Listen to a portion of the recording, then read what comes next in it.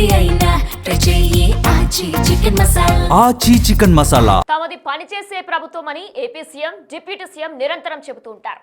అయితే వారికి భిన్నంగా అధికార యంత్రాంగం వ్యవహరిస్తుంది. డిప్యూటీ సీఎం నియంత్రణలో ఉన్న అటవీ శాఖ తమకు ప్రభుత్వం పనితనంతో పని లేదనే రీతిలో వ్యవహరిస్తూ వివాదాస్పద నిర్ణయాలకు పెద్దపీట వేస్తూ నిరంతరం విమర్శల పాలవుతుంది. ఉమ్మడి చిత్తూరు జిల్లాలో నిన్న క్యాపిటేరియా, నేడు నగర వనంలో వాకర్స్ నుంచి ఫీజు వసూలు చేయాలనే నిర్ణయంతో చివరకు వాకర్స్ ఆందోళనకు దిగాల్సి వచ్చింది. దాంతో అసలు అటవీ శాఖపై ప్రభుత్వానికి పట్టు ఉందా అన్న సందేహాలు వ్యక్తమవుతున్నాయి. డిప్యూటీ సీఎం పవన్ కళ్యాణ్ నేతృత్వంలో ఉన్న అటవీ శాఖ ఉమ్మడి చిత్తూరు జిల్లాలో మాత్రమే అనేక వివాదాస్పద నిర్ణయాలతో ప్రభుత్వ ఆదర్శాలకు తూట్లు పొడుస్తోంది. అక్కడున్న అధికారులు తాము ప్రజలకు జవాబుదారీ కాదనుకుంటున్నారనే చర్చ నడుస్తోందట. దీంతో పాటు స్థానిక ప్రజా ప్రతినిధులకు కనీసం మర్యాద కూడా ఇవ్వటం లేదని కూటమి శ్రేణులు మండిపడుతున్నాయి. 2 సంవత్సరాలుగా అనేక వివాదాలతో అటవీ అధికారులు కొట్టుమిట్టాడుతున్నారు.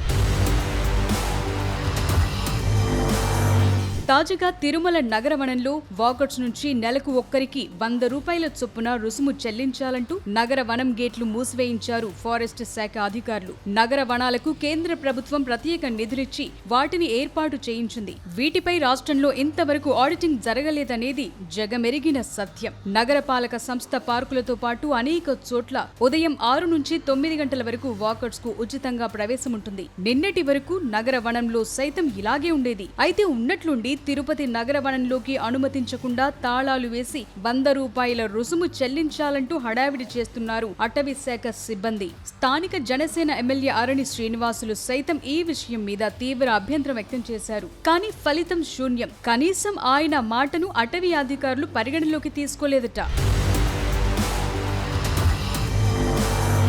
రుసుము వసూలు నిర్ణయానికి వ్యతిరేకంగా వాకర్స్ ఉదయం గంటపాటు అలిపిరి నుంచి కపిల తీర్థం వచ్చే దారిలో రహదారిని స్తంభింపచేశారు. దీంతో తిరుమలకు వెళ్లే భక్తులు, తిరుమల నుంచి వచ్చే భక్తులు తీవ్ర ఇబ్బంది పడ్డారు. అయినప్పటికీ అటవీ శాఖ అధికారులు అటువైపు కూడా రాలేదు. చివరకు పోలీసులు అక్కడికొచ్చి అక్కడున్న నగర వనం కాంట్రాక్టర్ సిబ్బందితో మాట్లాడి రుసుంపై వాకర్స్ కు హామీ ఇచ్చి గేట్లు తెరిపించారు. ఆందోళన జరుగుతున్న రహదారి పక్కనే డిఎఫ్ఓతో పాటు సిసిఎఫ్ నివాస గృహాలుంటాయి. అయినా వారు స్పందించలేదు. ఆ క్రమంలో ప్రభుత్వాన్ని సీఎం, డిప్యూటీ సీఎంలను వాకర్స్ తిట్టిపోశారు. అయితే మనకేం అన్నట్లు ఫారెస్ట్ అధికారులు ఉండిపోయారు.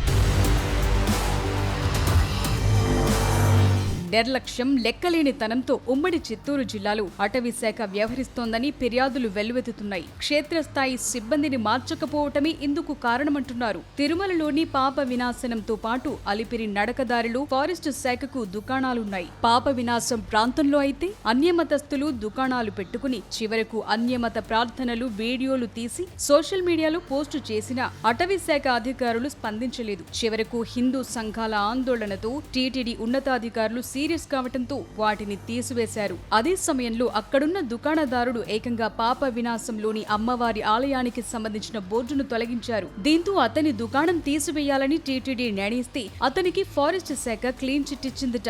అదే విధంగా ప్రతి దుకాణదారుడి వద్ద నుంచి పెద్ద మొత్తంలో ఫారెస్ట్ సిబ్బంది వసూలు చేస్తున్నారని ఏకంగా ప్రెస్ క్లబ్ లో మీడియా సమావేశం పెట్టి కొంతమంది దుకాణదారులు ఆగ్రహం వ్యక్తం చేశారు. అక్కడ కూడా మీరు వాళ్ళతో కూడా అలాగే ఉంటారు అని మేము 2000, 3000, సంవత్సరానికి 5000, 6000 బాడుగులు కట్టుకుంటా ఉంటే 36,000 రూపాయలు చేశారు వాళ్ళు ఒక షాపుకు. ఆ 36,000 రూపాయలు కూడా వాళ్ళు చెల్లించుకుంటూ కట్టుకుంటూ ఉన్నాము. అప్పటి నుంచి వాళ్ళు ఫారెస్ట్ వాళ్ళు, అది కమర్షియల్ ఏరియా, ఎవరైనా కానీ షాపు ముందర ఇంకో షాపు ఏదో కొద్దిగా ముందుకు వచ్చారని చెప్పి ఇవంతా సహజం కొండపైన వాటికంతా డబ్బులు వసూలు చేస్తూ లక్షల డబ్బులు తింటూ వాళ్ళకి అక్కడ చెక్ పోస్ట్ ఒకటి ఉంది, గోగరం డ్యామ్ పైన విజిలెన్స్ చెక్ పోస్ట్ ఒకటి ఉంది. అవన్నీ దాటుకొని కార్లు రావాలి. అక్కడికి వస్తే వాళ్ళు అక్కడ టోల్ గేట్ వసూలు చేస్తారు. కారుకు వచ్చి 50 రూపాయలు, మినీ బస్సులు అంతా మారుకుంటే వాటికి ఒక 100 రూపాయలు. 2015 నుంచి కోట్ల రూపాయలు తినేశారు వాళ్ళు. అక్కడ బిల్లులు ఇవ్వకుండా వాళ్ళని బిల్లులు కూడా అడిగినారు. 20-30 బండ్లు దాకా ఆపి ఎవరి దగ్గర బిల్లులు లేవు. ఈ పనులన్నీ చేస్తున్నారు. పాప వినాశనంలో షాపులు ఏవైనా పాతవి అయిపోయింటే టాపులు వేసుకోవాలంటే 50-60 వేల రూపాయలు వాళ్ళకి చెల్లించాలి. అక్కడ ఒక రాజారెడ్డి అని ఉన్నాడు, వాళ్లకు వాడు అంతా మెయింటైన్ చేసి వాడి డబ్బులంతా వసూలు చేసి వాళ్ళకి ఇస్తాడు. వాడిని పెట్టుకొని ఈ దందా నడిపిస్తూ ఉన్నారు. తిరుపతి నగరవనంలో కెఫెటేరియా నిర్మాణం కొరకు అమూల్యమైన చెట్లను నరికివేశారంటూ తిరుపతి వాసులు ఆందోళన చేశారు. ఈ విషయం మీద రాష్ట్ర స్థాయి అధికారులు వచ్చి విచారణ జరిపారు. అయితే వారు ఏం చర్యలు తీసుకున్నారో అర్థం కాని పరిస్థితి. కానీ ఫారెస్ట్ శాఖ మాత్రం ఆందోళన వెనుక ఉన్న టెక్కర్స్ పై వివిధ రకాలుగా కేసులు నమోదు చేసి వేధిస్తోందట. ఈ విధంగా ప్రజల్లో ఫారెస్ట్ శాఖ ప్రభుత్వ స్థాయిని దిగజార్చే విధంగా వ్యవహరిస్తోందని ఆరోపణలున్నాయి.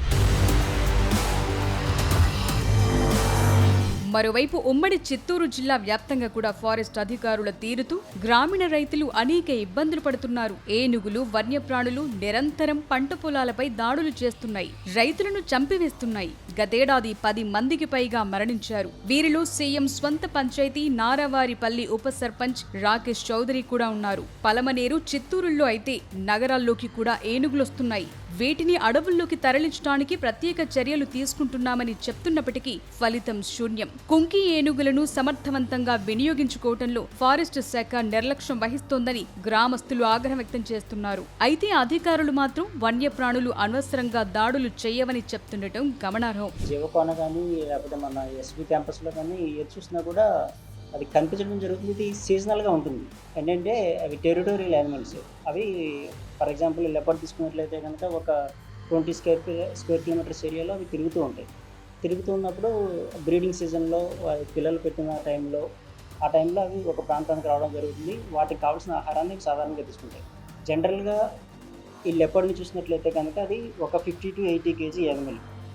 అది ఎప్పుడు కూడా దానికన్నా తక్కువ బరువు ఉన్నటువంటి ఒక ప్రే దాన్ని మాత్రమే చంపాలని చూసిన తప్పించి అంతకన్నా హైట్, ఒక లెపర్డ్ హైట్ చూసినట్లయితే కనుక 2 feet to 2.5 feet హైట్ ఉంటుంది. అంతకన్నా హైట్ ఉండదు.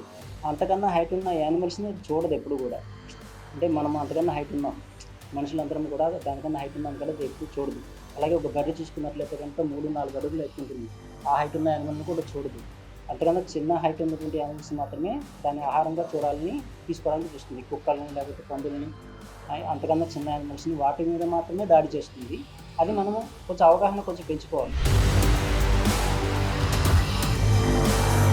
మొత్తం మీద ప్రభుత్వానికి చెడ్డ పేరు తీసుకురావటమే లక్ష్యంగా అటవీ శాఖలోని కొంతమంది సిబ్బంది పనిచేస్తున్నారనే ఆరోపణలున్నాయి. ఇప్పటికైనా డిప్యూటీ సీఎం ఉమ్మడి చిత్తూరు జిల్లా అటవీ శాఖపై సమీక్ష చేయాలంటున్నారు జన సైనికులు.